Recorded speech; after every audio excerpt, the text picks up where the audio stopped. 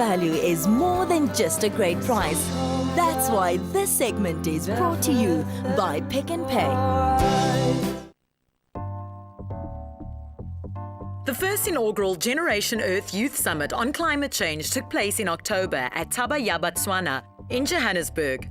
I've always been a little greenly green. I've always, been a part of hugging trees and a bunny lover and a hybrid honey.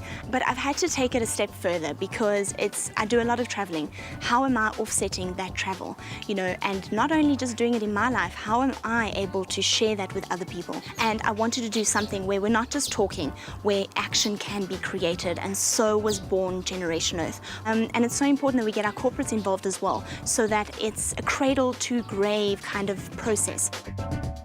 It's been so interesting to talk to young kids because challenges have actually come to the fore. You understand how different issues affect different schools and different children from not only around the world but in a South African context. So it's so important that these challenges are not only local but it's day-to-day challenges that they face. We've got to challenge those first before we can say we want to stop the carbon emissions that go out into the atmosphere. The summit runs in partnership with, amongst others, the United Nations Environmental Programme, the South African government, as well as Pick n Pay. Guest speakers included Minister Trevor Manuel. We need to have people talking about climate, not just because we're hosting COP17, but I think that more and more people need to understand it, need to internalize it, and need to live out the change that the world needs right now. The youth are very well positioned, which is why this summit here is the kind of driver of change, and I hope that the same initiative will be catalyzed across the country, that people will talk about the impact of climate change, take responsibility, and that this commitment doesn't end on the 8th of December when people leave COP17. It's a commitment that must be the seed of something that will drive change because it brings people together differently. Issues that were discussed included understanding how a global green economy works, sustainable development and how to make energy-efficient choices, as well as practices for renewable energy development. Carbon footprint, I think, for many people is all about how many emissions that are being released into the atmosphere by different businesses and different industries. Carbon footprint to me is the thing everybody should try to have a list of. So what actions do you do, what do you consume that emits carbon dioxide into the atmosphere, contributing to the greenhouse effect? We learn a lot from this summit. We learn on the environmental impact that we have as individuals and companies have, and the responsibility that we have and we should undertake. Using natural gases from organic waste and just recycling. I also want to try implement some of the green topics and ways of life into my school.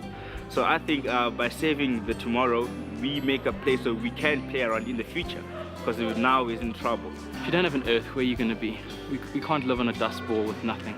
We have to have somewhere beautiful and perfect to live. Another highlight of the summit was insight into the Green Transport Programme, an initiative by SANEDI and the Department of Science and Technology to promote the use of alternative fuels. This car is one car that runs on compressed natural gas.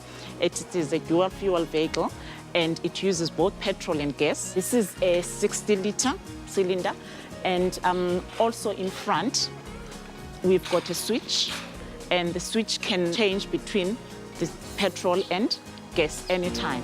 The message is clear. Lead SA and play your part for a greener, more sustainable future. Be a part of Generation Earth. Here's how. Ask questions.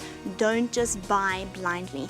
Ask about the ingredients. Ask where it's from. Ask if it's locally sourced or not. Get information out there. Find out what it is that you can do from your township or your suburb to make sure that you take care of the environment and the earth that we live in.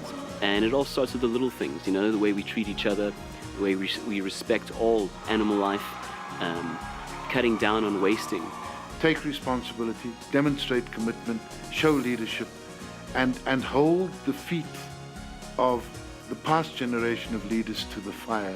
That's how change will be driven. Young Green Minds will be in action again at a second phase to the summit at the end of November, when youth from across the African continent will discuss climate change. Stay with eXpresso and SABC3.